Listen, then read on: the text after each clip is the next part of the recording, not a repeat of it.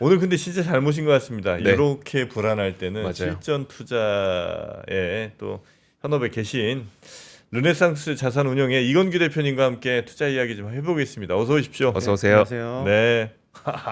어제 미국장 마무리하는 건 보셨을 거 아니에요? 네, 맞습니다. 이거 뭐 진짜 오랜만에 보는 숫자잖아요, 그죠? 네, 나스닥이 맞습니다. 한 6% 가까이 이렇게 빠졌으니까 네. 뭐 종목별로는 뭐 20%, 뭐 10% 빠진 거 뭐 수두룩했고 특히 우리가 그동안 그렇게 믿었던 M7 뭐 다 후다닥 그냥 날아갔습니다. 네. 이거는 어떻게 지금 이 상황을 이게 잠깐 아주 일시적인 걸로 우리가 그냥 또 넘기면 되는 건지 아니면 뭔가 심각한 변화를 우리가 좀 감지를 빨리 해야 되는 건지 네. 대표님 지금 어떻게 보세요? 관세율이 조금 쇼킹했던 거는 사실인 것 같아요. 왜냐면 그 정도 수치가 정말로 현실화된다고 하면은 인플레이션과 경기 침체를 이제 동반할 수 있는 이제 우려감이 분명히 현실화될 수 있다라고 보면 될 것 같고요. 그래서 네. 어제 미국 시장이 많이 빠졌던 부분은 결국에는 이 관세라는 부분이 이제 미국 경제에 도움이 될 거냐를 봤을 때는 단기적으로는 오히려 그러니까 미국을 제외한 오히려 관세를 내야 되는 국가들의 영향보다 오히려 미국의 스태그플레이션의 우려가 더 커질 수 있다라는 부분이 이제 제기가 되면서 주가가 빠진 걸로 좀 보이는 것 같아요. 네. 그래서 향후에 만약에 이제 장이 좀 진정되려고 하면은 미국에서의 가장 큰 액션은 이 관세율이 그러니까 최종 버전이 아니다. 결국에는 이거는 협상용 카드였고 네. 이거를 어떻게 어떤 방식으로 어느 시점에 좀 낮춰갈 수 있는지 현실화할 수 있는지 이 부분이 주식시장을 좀 가늠할 수 있는 가장 중요한 요소가 되지 않을까라고 바라보고 있습니다. 근데 그 말은 이미 베센트 장관이 하지 않았었나요? 네, 그러니까 맞습니다. 너희가 보복만 하지 않으면 이게 상한선이야. 네, 앞으로 협상할 거야. 근데 사실 그 말을 듣고도 이만큼 빠진 거니까 네. 어떻게 해야 되는 겁니까? 니네 내 말만 잘 들으면 여기서 더는 안 부를게. 네, 베센트가 그렇게 얘기했어요. 네. 네, 일단은 그 숫자가 너무 충격적이었던 것 같고요. 첫 네. 번째는 그리고 이 협상을 한다고 하더라도 시간이 필요하잖아요. 네. 결국에는 지금 관세율이 나온 것도 이제 2달 정도 지나서 나온 부분이고 그리고 실제로 이제 시행은 바로 앞두고 있는데 그리고 협상이라든지 그 결과가 나오기 전까지는 또 뭐 2달이 걸릴지 몇 달이 걸릴지 알 수가 없는 부분이잖아요. 네. 그래서 이게 이미 현실화됐네. 그 숫자가 정말 쇼킹하네. 이 부분이 단기적으로는 더 크게 작용을 하는 것 같고요. 그리고 어저께 낙폭 정도는 그런 어떤 시장의 우려라든지 어떤 공포감이 좀 극에 달한 부분은 좀 있는 것 같아요. 그래서 향후에 이 정도 수준으로 계속 빠질 거냐라고 얘기한다고 하면은 저는 그렇지는 않을 것 같아요. 왜냐하면은 지금 공포 수준이 상당히 극에 달해 있다라고 보여지는 수준으로 보이기 때문에 그 부분이 시간이 필요하긴 하지만 단기적으로는 어느 정도 빠질 만큼 빠진 게 아닌가라고 보이는 것 같기는 합니다. 근데 결국 이제 하락했을 때의 가장 큰 이유는 그냥 단순 관세가 아니라 네, 관세로 인해서 소비자들이 못 살 거고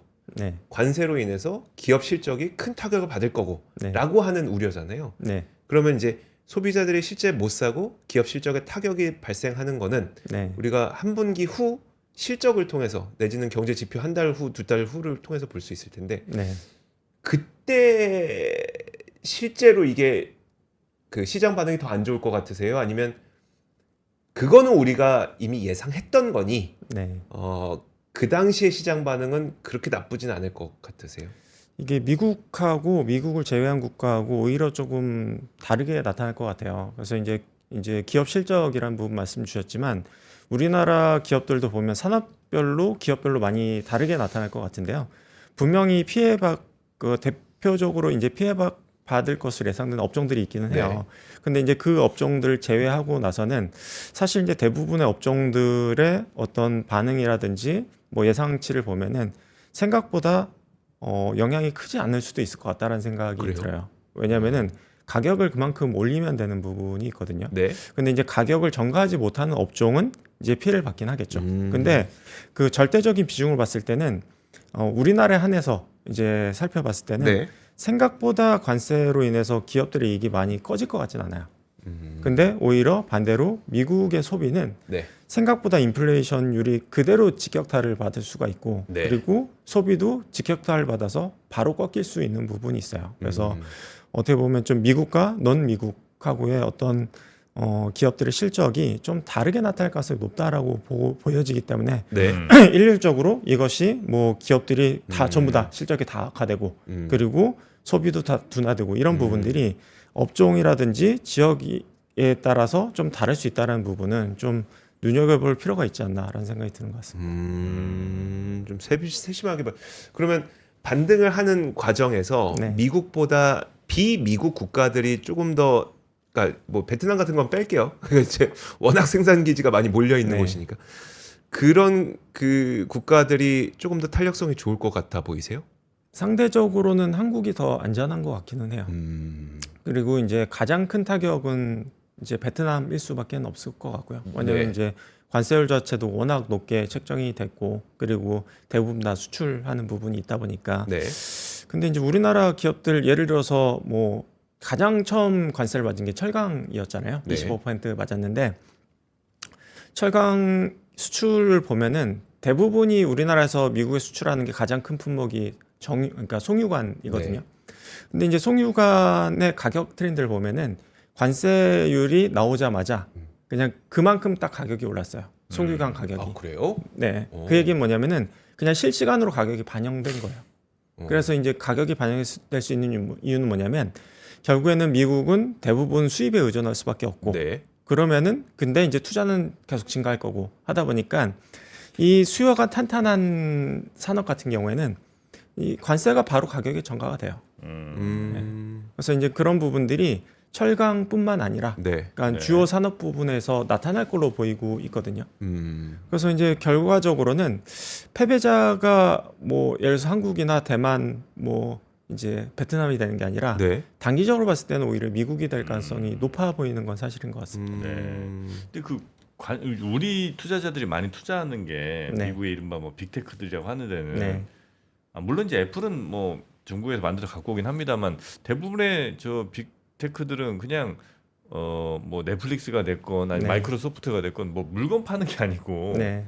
그냥 뭐 구독료를 받든지 뭐 이런 데라 관세랑 큰 상관이 없는 데일 거 아니에요. 맞습니다. 근데도 많이 좀 후드려 맞잖아요. 네. 이거는 금리 걱정 때문인 거예요? 아니면 왜 이렇게 얘네들은 그냥 전체 시장 분위기 자체에 그냥 두드려 맞는 겁니까? 근데 지금의 하락은 약간 투자 심리랑 영향이 좀 큰 것 같긴 심리에? 하고요. 그리고 빅테크들이 사실은 균열 조짐을 보인 거는 딥시크 이후라고 저는 생각을 해요. 네. 그때 이후로 이제 균열이 발생하기 시작을 했고 그게 이제 외부의 이제 스태그플레이션 경기 침체에 대한 우려가 약간 그 틈을 파고들어서 네. 약간 직격탄을 날린 게 아닌가라고 네. 보여지고 있고요. 말씀 주신 대로 관세가 사실 빅테크에 미치는 영향은 없어요. 네. 예.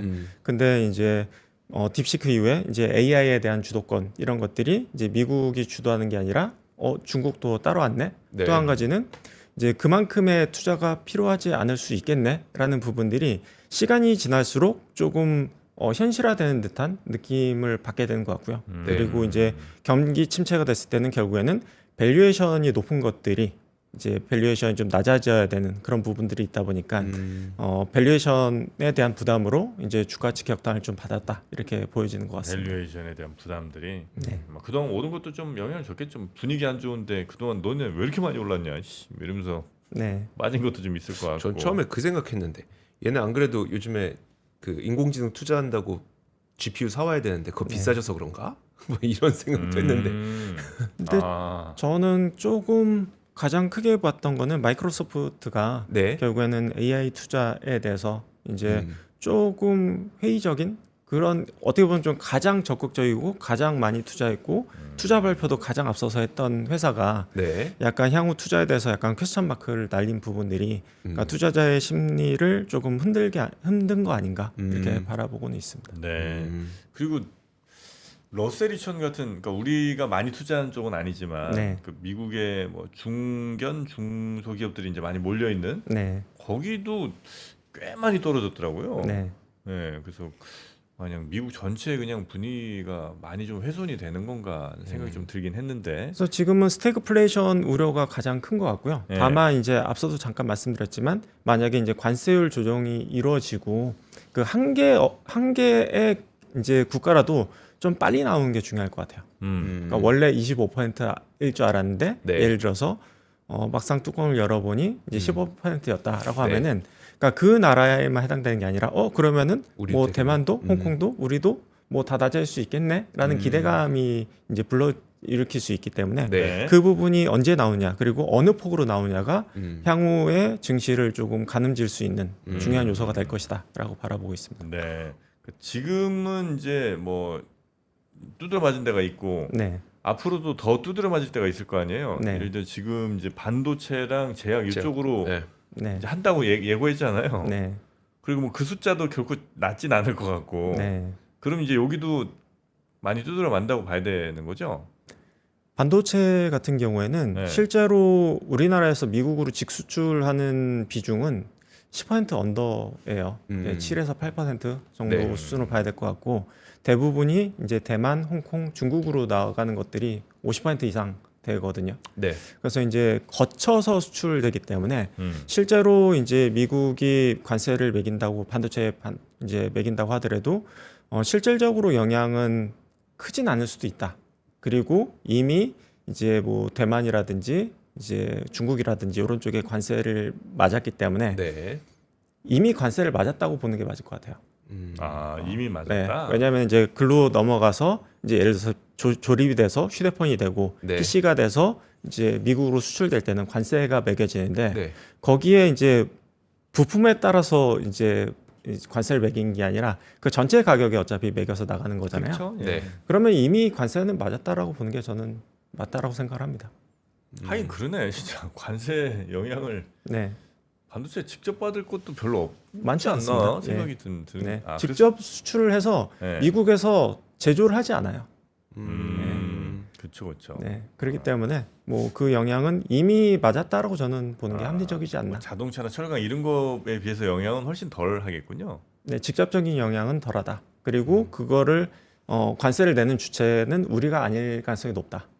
이렇게 그렇긴 한데 보여지는 것 결국은 최종 소비자단에서 이제 모든 그 가격을 네. 받아갈 거냐 아니면 그 중간에 있는 그 중간재 납품처들과 그렇죠. 이런 것들이 그들이 나눠낼 이제, 거냐 네. 요 문제인데 네, 흡수할 거냐의 문제. 사실 그 지금 안 그래도 정말 최종 소비자가 진짜 아까 마이크로소프트도 네. 그렇고 그렇게 막 적극적으로 비싸게 살 것 같지 않은데 관세가 나온다. 그러면은 그 가격을 그 전에는 막 수요가 막 할 때는 마이크로소프트가 야 내가 비싸도 살게. 그럼 내가 그 관세 다 가져갈게 했는데 네, 지금 그런 상황이 아니라면 그 부분을 다 나눠내야 되는 거잖아요. 네, 맞습니다. 그 영향이 각각 주체들이 조금 흡수를 해야 될 것 같고요. 네. 예를 들어서 이제 스마트폰을 예를 들면은 원래 이제 100만 원이었는데 네. 이제 115만 원이 됐다라고 하면은 스마트폰을 안 사실 겁니까? 이제 스마트폰이 계속 필요하잖아요. 그렇죠. 2년 3년 지나면 고장 나기도 하고 음. 새로 사야 되기도 하고 그러면은 그게 뭐 예를 들어서 100만 원짜리가 150만 원이 되면은 되게 고민스러울 수는 있어요. 네. 근데 100만 원짜리가 115만 원이 됐다. 근데 스마트폰 바꿀 때가 됐다라고 하면은 어느 정도는 소비자는 결국엔 수용할 수밖에 없다라고 저는 보고는 있어요. 네, 또 그래서 입사결 할부 들어가면 뭐. 네, 맞습니다. 그리고 얼마 말씀하신 차이도 안 부분이 나. 되게 중요해요. 그러니까 미국도 대부분 그걸 한꺼번에 일시불로 사지 않거든요. 다 통신 요금에 녹아 있기 때문에 예. 그게 24개월, 36개월로 분할되면은 네. 생각보다는 엄청 크게 달라지지 저항이 않을 수도 생기지 있어요. 않지. 예. 아. 그냥 사는 거예요. 예. 그래서 그 얘기는 뭐냐면은 결국엔 소비자가 다 가져가게 돼 있다. 예. 이렇게 보는 게 맞을 것 같아요. 예. 소비자들은 좀 감수할 만한 상황이라고 생각하세요 지금? 근데 이제 가장 우려가 되는 건 저는 자동차인 것 같아요.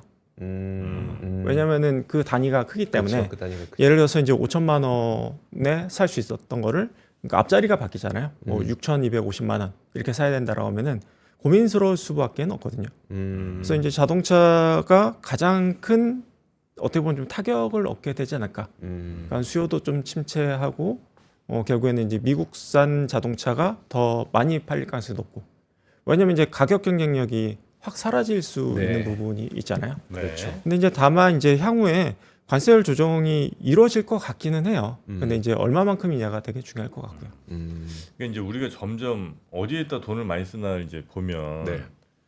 이게 핸드폰 사는데 돈 많이 쓰잖아요. 그죠? 많이 핸드폰 사는데 돈 많이 쓰고 핸드폰으로 또 이것저것 결제 많이 뭐 무슨 챗GPT 결제할 거 아니에요. 하죠. 이거의 통신비 그러니까 이게 한 달에 어지간한 사람 뭐 넷플릭스 결제하고 어쩌고 하다 보면 이 핸드폰 통해서 하는 것만 해도 한 30만 원 이상은 할 걸 아마. 할 것 같아요. 그죠? 네, 네. 그러니까 거기에 그만큼 쓰면 당연히 다른 쪽으로 쓰는 포션이 줄어들 수밖에 없잖아. 네, 네. 그래서 뭐가 줄까? 그러니까 그 뭐가 줄까를 한번 잘 우리가 따져봐야 될 것 같아. 네, 그죠? 결국엔 뭐 간단하게 보면 뭐 의류 소비라든지 이런 의류 것들이 소비. 좀 줄 수는 있을 것 같아요. 왜냐하면 급하진 않거든요. 네. 그렇죠. 몇 년 더 입어도 되고 사실. 자동차도 크게 줄긴 하겠네. 네, 자동차도 네. 영향이 좀 클 수는 있겠죠. 그런가? 자동차 비싸지면 굳이 지금 그래서 사람들이 어디에 돈을 더 쓸 수밖에 없게 만들고 어딘 좀 절약해도 되는지만 잘 분석해도 네. 약간 장기적인 관점에서 투자에 좀 도움은 네. 좀 될 것 같긴 합니다. 네. 그래서 예를 들어서 뭐 화장품 이런 것들은 네. 관세를 받기는 하겠지만 그 예를 들어서 이제 개별 단가가 높지는 않아요. 네. 뭐 선크림이라든지 뭐 기초 화장품 뭐 저렴한 것들은 네네. 예를 들어서 뭐 10,000원에 살 수 있는데 그걸 뭐 12,000원에 사야 된다라고 하면은 그냥 살 수 있거든요. 그렇죠. 예, 그래서 이제 조금 품목에 따라서 좀 달라질 수 있지 않을까라고 보여지는 것 같습니다. 그리고 오늘 이제 11시에 탄핵 선고가 있잖아요. 네. 이건 이제 뭐 예측하기 매우 어렵습니다만 그걸 예측하시라는 게 아니라 그 네. 이후에 시장이 어떻게 이제 반응하고 이런 상황에선 이렇게 저 상황에선 저렇게 갈 거다 정도 이제 우리가 시나리오를 좀 써야 될 거 아니에요. 네. 어떻게 보세요? 과거에도 이제 두 번의 이제 탄핵이 있었고 네. 그때 이제 주가 반응을 보면은 이제 탄핵 소추안 발의했을 때가 가장 주가가 안 좋았고요. 그리고 어떤 형태로든 결론이 나오면은 이제 주가는 반등했던 경험이 있어요. 네. 그래서 불확실성 해소로 좀 받아들이는 측면이 좀 있고요. 다만 이번에는 과거와 다르게 조금 더 특수성이 있다라고 보이는 것 같기는 해요. 그래서 뭐 말씀하신 대로 이게 뭐 되는 게 좋다, 안 되는 게 나쁘다, 뭐 좋다, 뭐 이런 부분이 아니라 네. 그냥 이제 객관적으로 주가 이제가 어떻게 될지를 바라보면은 결국에는 탄핵 인용이 됐을 때는 불확실성 해소로 반응할 가능성이 좀 높은 것 같기는 해요.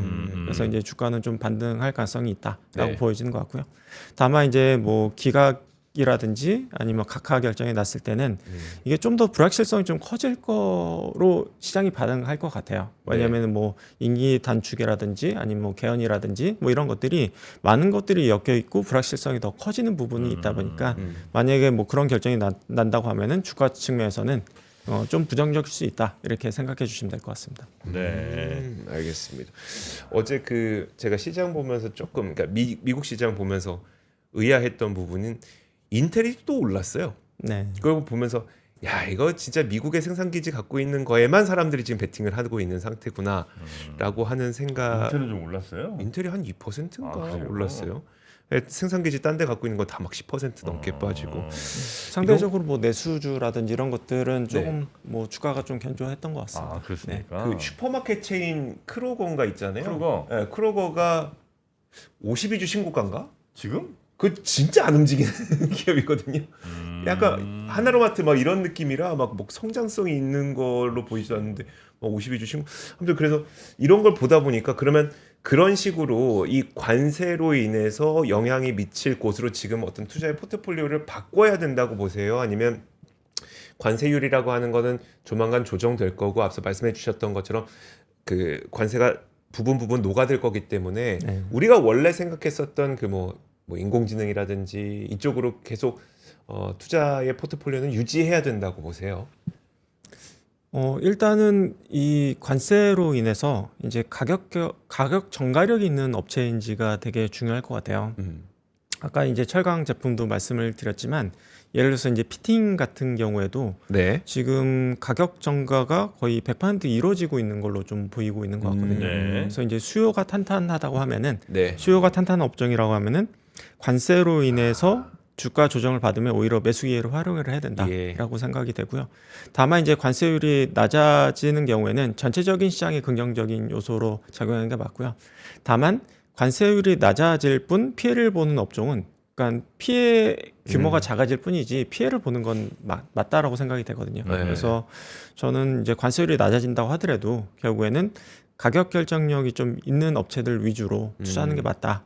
이제 그 업종은 이제 대표적인 게 원래 좋았던 업종들, 예를 들어서 이제 조선이라든지 네. 이제 방산이라든지 뭐 화장품, 뭐 전력기기 그리고 이제 뭐 파이프 이제 LNG 투자와 관련된 뭐 파이프 네네. 라인이라든지 피팅이라든지 이런 쪽 같은 경우에는 관세를 받게 되더라도 가격 전가가 다 가능하기 때문에 뭐 충분히 두려움 없이 좀 투자해도 되지 않을까. 오히려 떨어진다고 하면은 떨어질 때마다 더 사도 되지 않을까라는 생각이 드는 것 같습니다. 가격 결정이 있는 회사들. 네, 아니면 조금 그 넓게 봐서 네, 자산을 어떻게 할지. 그러니까 네. 이 지금은 이제 주식 쪽 아닌 것 같다고 판단하시는 분들이 있을 네, 거 아니에요. 네. 주식 말고 그럼 야 금이다 아니면 뭐 코인이다 아니면 뭐 채권이다 이렇게 가실 수도 있을 텐데 네.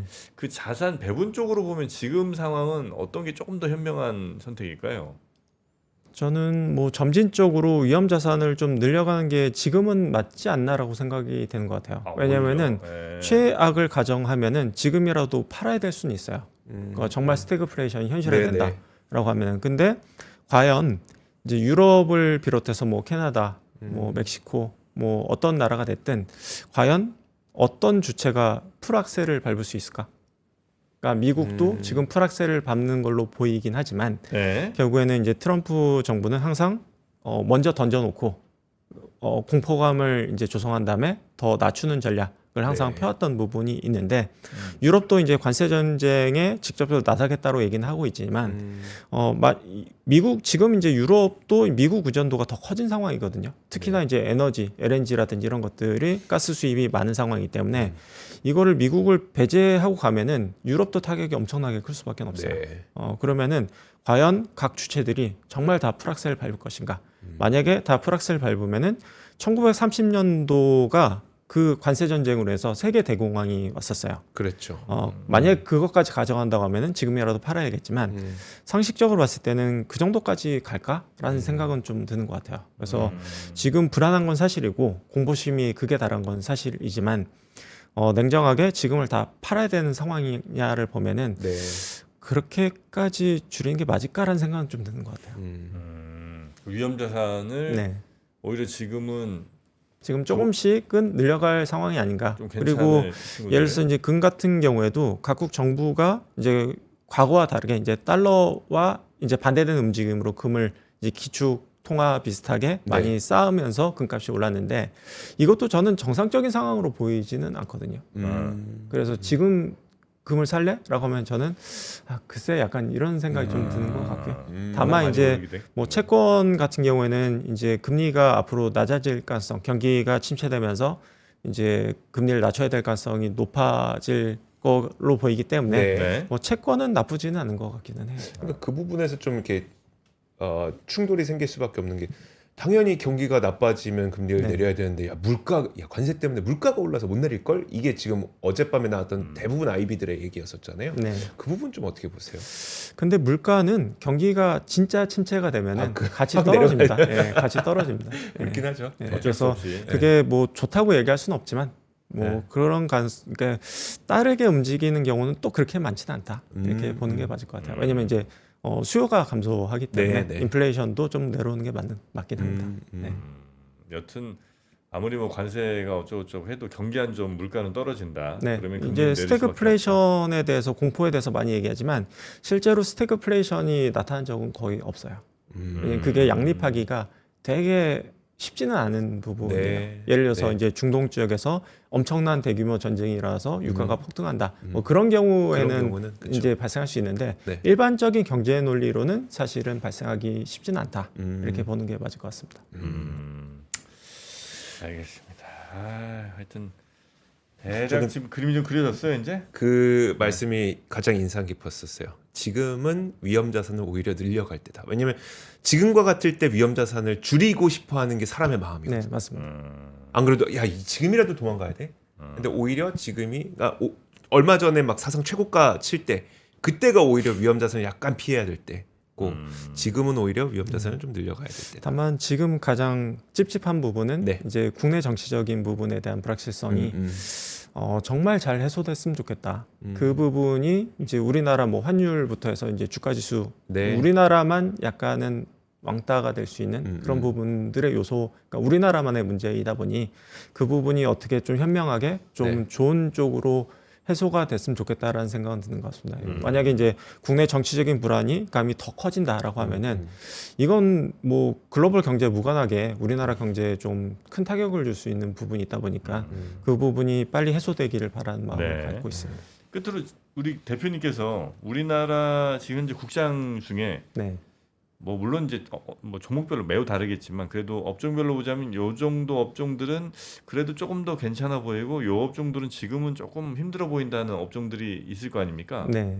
대충 어떤 업종들이에요? 아까 말씀드렸던 업종들이 대부분이에요. 방사 그래서 LNG 관련 최근에 이제 좋게 봤던 거는 이제 철강은 이미 결론이 났었고 이제 최근에 이제 컨퍼런스 콜 이런 것들을 해보면은 네. 그러니까 가격 전가가 된다라는 부분들이 조금씩 확인되고 있는 것 같아요. 그게 이제 아까 말씀드렸던 피팅 업체들이었고요.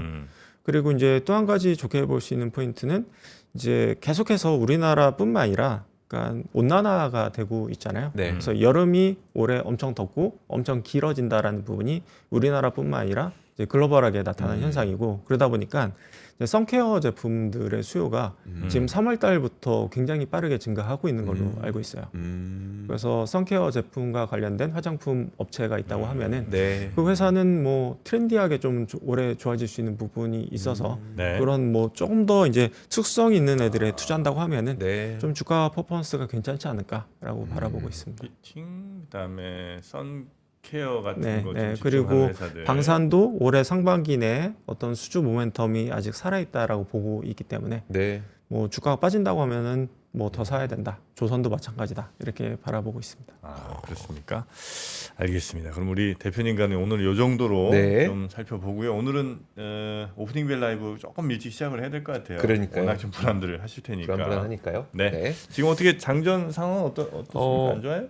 제가 잠시만요. 네. 이게 네. 자기 것만 보지 말고 전체 시장을 봐야지. 코스피랑 코스닥 모두 1.6에서 1.7% 정도 하락으로 예상가가 지금 그래요? 체결이 되고 있는데 그래도 되게 상대적으로 견조하다는 느낌은 그러네. 미국 떨어진 거에 비하면 네. 조금 낫네요. 그러니까 올해는 우리가. 한국이죠?